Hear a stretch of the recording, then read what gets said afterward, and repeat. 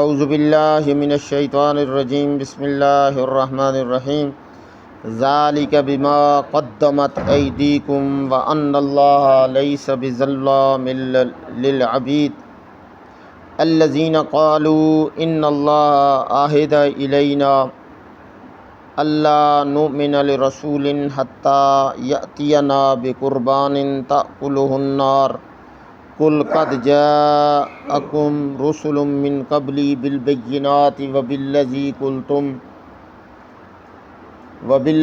قلتم film قتلتموہم ان کنتم صادقین۔ صدق اللہ مولانا العظیم۔ اللہم صلی علی محمد النبی الامی وعلی آلہ وصحبہ وبارک وسلم۔ یہ یہودیوں اور عیسائیوں کی 3 خباثتیں بیان کی گئیں، 3 ان کی بری عادتیں۔ پہلی ایک تو گزر چکی کہ جب نبی پاک صلی اللہ علیہ وسلم نے جہاد کے لیے چندہ اکٹھا کیا، چندے کی اپیل کی، اور ان تقرضوا اللہ قرضا حسنا، کہ تم اللہ کو قرض دو گے تو اللہ اسے دگنا چگنا کر کے واپس لوٹائے گا۔ تو وہ کہنے لگے کہ معاذ اللہ ان اللہ فقیر ونحن اغنیاء، کہ اللہ غریب ہو گیا ہے اور ہم کیا ہیں؟ مالدار ہیں، اللہ ہم سے قرض لے رہا ہے۔ اس پہ کل گفتگو ہو گئی ہوگی۔ اچھا، دوسری ان کی بڑی خباثت کہ نبی پاک صلی اللہ علیہ وسلم کے لیے سابقہ انبیاء سے بھی اور سابقہ اہل کتاب سے بھی وعدہ لیا گیا تھا کہ جب نبی پاک صلی اللہ علیہ وسلم آئیں گے تو بلا مشروط آپ نے ان پہ ایمان لانا ہے۔ ساری نشانیاں بتلا دی گئی تھیں، تو کسی معجزے کی ضرورت باقی نہیں رہتی۔ معجزہ تو اس کے لیے ضروری ہوتا ہے کہ اچانک ایک بندہ کسی چیز کا اعلان کر دے اور اس کے سچ اور جھوٹ ہونے میں شبہ ہو، تو پھر معجزے کی ضرورت پیش آتی ہے۔ تو نبی پاک صلی اللہ علیہ وسلم کی ساری نشانیاں تورات، زبور، انجیل میں موجود تھیں، اور علماء یہودی اور عیسائیوں کے جو عالم تھے انہیں پتہ تھی۔ ذالک مثلہم فی التوراۃ ومثلہم فی الانجیل، حتیٰ کہ صحابہ کرام کی، خلفائے راشدین کی نشانیاں بھی موجود تھیں۔ تو جب وہ ساری نشانیاں پتہ تھیں تو پھر معجزہ طلب کرنے کی ضرورت نہیں۔ تو یہ دوسری ان کی خباثت کہ وہ کہتے ہیں، پہلے تو جو پہلی خباثت تھی اس کا نتیجہ ذالک، یہ جو دنیا میں سزا اور آخرت میں ذلت والا عذاب ہوگا، یہ کیوں ہوا؟ ذالک بما قدمت ایدیکم، یہ سارا تمہارے اعمال بد کا نتیجہ ہے، یعنی اللہ نے تمہارے ساتھ کوئی زیادتی نہیں کی۔ تم نے اللہ کی آیات کا اور اللہ کی سابقہ کتابوں کا انکار کیا، اور وہ باتیں کہیں جس کی شریعت اور پیغمبر نے اجازت نہیں دی، اللہ کے بارے میں وہ باتیں کی، تو یہ جرم ہے، اسی لیے اس پہ سزا ہے۔ وَأَنَّ اللَّهَ لَيْسَ بِظَلَّامٍ لِّلْعَبِيدِ، بے شک اللہ اپنے بندوں کے ساتھ ذرہ برابر بھی زیادتی نہیں کرتا، اللہ نے زیادتی نہیں کی۔ وَلَٰكِنْ كَانُوا أَنفُسَهُمْ يَظْلِمُونَ وَمَا ظَلَمَهُمُ اللَّهُ، اللہ کہتے ہیں ہم نے تمہارے اوپر ظلم، وَلَٰكِنْ كَانُوا أَنفُسَهُمْ يَظْلِمُونَ، انہوں نے خود اپنے اوپر ظلم کیا، ایسی باتیں کی، ایسے اعمال کیے جو اللہ کی ناراضگی کا سبب تھے، تو اس لیے اللہ نے پکڑا، اللہ نے ان کے ساتھ زیادتی نہیں کی۔ ہاں، اللہ شریعت نہ بھیجتے، پیغمبر نہ بھیجتے، یہ باتیں نہ کرتے اور پھر گناہ پہ پکڑ لیتے تو پھر کوئی اعتراض کرنے کا جواز بنتا تھا۔ لیکن چونکہ سارا کچھ بتلا دیا گیا، اب ایک بندہ نماز نہیں پڑھتا اور کل قیامت کے دن اسے سزا ہوگی، تو پھر وہ یہ کہہ سکتا ہے کہ یہ اللہ زیادتی کر رہے ہیں؟ نہیں کہہ سکتا نا۔ زکوٰۃ کا بتلا دیا گیا ہے، اب ایک بندہ زکوٰۃ ادا نہیں کرتا تو حکم عدولی پہ پھر سزا تو ملے گی۔ دنیا کا بادشاہ ہے، ہم کوئی قانون کی خلاف ورزی کرتے ہیں، ٹریفک کے اشارے کی خلاف ورزی کرتے ہیں اور وہ آگے سارجنٹ کھڑا ہوتا ہے، جرمانہ کرتا ہے؟ نہیں۔ دنیا کے قانون کی خلاف ورزی کریں تو اگر حکومت صحیح ہو تو سزا ملتی ہے۔ تو جو کائنات کے مالک کے حکم عدولی کرے گا تو سزا تو ملے گی، اس کا حق بنتا ہے اسے سزا دے۔ ہاں، اس کی رحمت ہے کہ اپنی رحمت کرتے ہوئے اسے معاف کر دے۔ ان تعذبہم فإنہم عبادک، اے اللہ اگر تو انہیں ان کے گناہوں پہ سزا دینا چاہے تو تیرے بندے ہیں، تو اسے پوچھنے والا کوئی نہیں۔ وَإِن تَغْفِرْ لَهُمْ، اور اگر میرے آنسوؤں کی لاج رکھتے ہوئے انہیں معاف کر دے پھر بھی تو اسے پوچھنے والا کوئی۔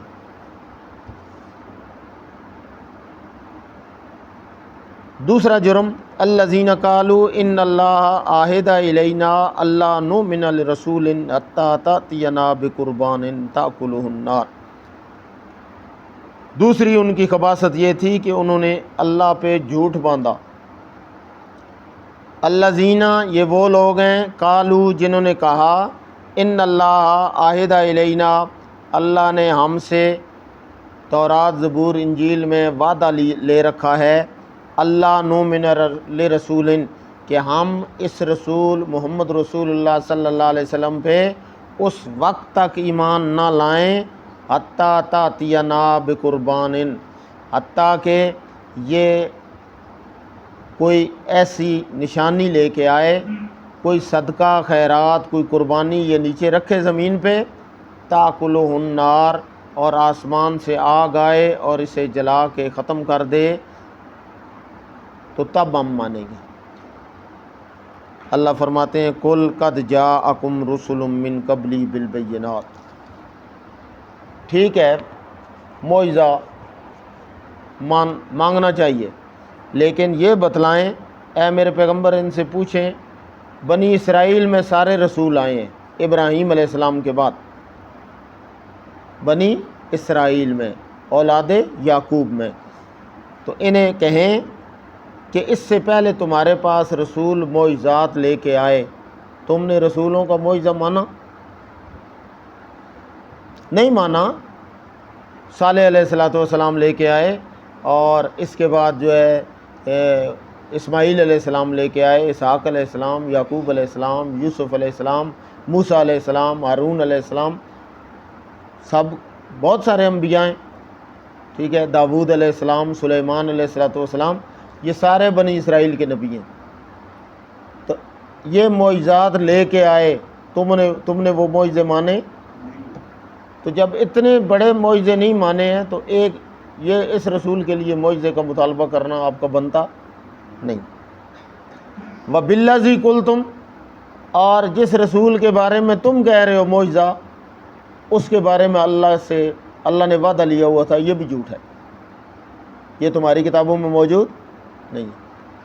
تو اللہ کہہ رہے ہیں فَلِمَ قَتَلْتُمُوهُمْ، جب وہ رسول معجزے لے کے آئے تھے پھر تم نے انہیں سچا کیوں نہیں مانا، انہیں قتل کیوں کیا؟ ان کنتم صادقین، اگر تم اس بات میں سچے ہو۔ تو یہ دوسری ان کی خباثت تھی۔ اور اگلی تیسری ان کی پھر آئے گی، وَإِذْ أَخَذَ اللَّهُ مِيثَاقَ الَّذِينَ أُوتُوا الْكِتَابَ، تیسری ان کی خباثت تھی کہ وہ جو کتاب اور سنت تھی اس میں جو حق بات تھی اس کو چھپاتے تھے، اپنی قوم کو سچی بات نہیں بتلاتے تھے۔ اللہ فرماتے ہیں دوسرے مقام پہ، ان کی دو باتیں بڑی ان کے اندر تھیں، دو بڑے عیب تھے، سماعون للکذب اکالون للسخط، ایک جھوٹے واقعات سنانے والے، جھوٹی روایات سنانے والے، جھوٹے قصے کہانی وہ سارے سناتے تھے، لیکن اللہ کی کتاب نہیں سناتے تھے، حق بات نہیں سناتے تھے، اپنی عوام کو ان کے مولوی اور پیر سچی بات انہیں نہیں بتلاتے تھے، جھوٹے قصے کہانی جس طرح آج کل مولوی سیف الملوک موضوع روایتاں ایویں کچیاں گلاں، لیکن قرآن اور سنت نہیں سنا لے۔ شعر سنے سن، سیف الملوک سنے سن، لیکن قرآن بی بی فرمایا آواز آئی، ٹھیک ہے جی، روایات میں آتا ہے۔ کون سی روایت ہے؟ حکایات، روایات، قصے، کہانیاں، شعر، شاعری، بس اللہ کی کتاب اور پیارے پیغمبر کا سچا فرمان نہیں بتلائیں۔ تو اللہ فرماتے ہیں سماعون للکذب، یہ یہودیوں کی خصلت ہے، اور جو کسی کی خصلت پہ عمل کرے گا وہ انہی میں شمار ہوگا۔ من تشبہ بقوم فہو منہم۔ اور دوسرا ان تھا اکالون للسخط، یہ جھوٹ سناتے کیوں تھے؟ تاکہ حرام کھائیں، چندہ اکٹھا کریں۔ تو جو جھوٹ سنا کے گناہ کا کام کر کے کمائی کی جائے، وہ کمائی بھی کیا ہے؟ حرام۔ آپ کوئی ناجائز کام کر کے پیسہ کمائیں تو وہ کمائی کیا بنے گی؟ حرام بنے گی۔ آپ جھوٹ کے ذریعے سودا بیچتے ہیں، وہ آپ کی کمائی بے شک کاروبار حلال ہے، لیکن وہ حرام ہو جائے گا۔ تو یہ دو خباثتیں ان کے اندر تھیں، ایک جھوٹے قصے کہانیاں، جھوٹ سنانا، سچی بات اور سچا مسئلہ نہیں بتلانا، اور دوسرا حرام کھانا، فتویٰ دے کے جائز قرار دے دینا، یہ دو۔ تو اللہ فرماتے ہیں کہ وہ کیا ہیں؟ مثل للذین حملوا التوراۃ، سورہ جمعہ، کمثل الحمار یحمل اسفارا۔ اللہ فرماندے اساں کھوتیاں تے کتاباں لد چھڑیاں، کھوتے تے قرآن لد کے پھردے رہو، حافظ بنوے سی یا اس وچ عقل شعور آوے سی؟ نہیں ہوندا نا، اس نوں پتہ ہی نہیں۔ اللہ فرماندے نے اساں انہاں دے کتاب حوالے کیتی، چاہیے یہ سی کہ خود بھی عمل کردے اور قوم نوں بھی صحیح مت دیندے، لیکن ایک کھوتے دے کھوتے رہے۔ اللہ نے مثال دی ہے، ہم کمثل الحمار، یہ گدھے ہیں، یحمل اسفارا، کہ جو سارا دن کتابوں کے ساتھ سفر کرتا ہے۔ انہوں نے کتابوں کے ساتھ زندگی گزاری، لیکن اس کتاب سے فائدہ انہوں نے حاصل نہیں کیا، بے وقوف کے بے وقوف رہے۔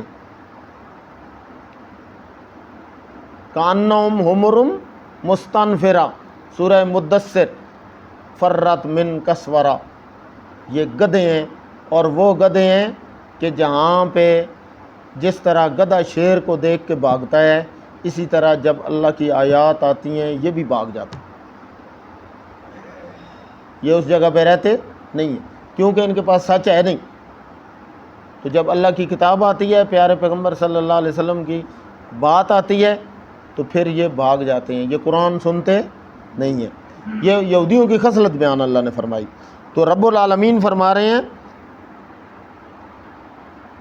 الذین قالوا ان اللہ عہد الینا، کہ یہ یہودیوں کی یہ خباثت تھی، انہوں نے جھوٹ بولا کہ اللہ نے ہمارے ساتھ یہ وعدہ کیا تھا، اللہ نؤمن لرسول، کہ ہم اس رسول پہ، محمد رسول اللہ پہ ایمان اس وقت تک نہ لائیں یہاں تک کہ یہ کوئی قربانی کا صدقہ خیرات رکھیں اور اوپر سے آسمان کی آگ آئے، یہ اسے جلا دے تو ہم سمجھیں گے یہ سچا رسول ہے۔ تو رب تعالیٰ نے ان کا جواب دیا پیغمبر صلی اللہ علیہ وسلم کی زبان سے، قُلْ قَدْ جَاءَكُمْ رُسُلٌ مِّن قَبْلِي بِالْبَيِّنَاتِ، اے میرے پیغمبر فرما دیجئے تمہارے پاس اس سے پہلے، مجھ سے پہلے بہت رسول آئے معجزات لے کے۔ موسیٰ علیہ السلام معجزات لے کے آئے، عیسیٰ علیہ السلام معجزات۔ یہ تھوڑا معجزہ ہے کہ بندہ مر جائے اور کہیں کم باذن اللہ، بندہ اٹھ کے کھڑا ہو جائے، اندھا پیدا ہو جس کو نظر ہی نہیں آتا، ہاتھ پھیریں اور اس کو نظر آنا شروع ہو جائے۔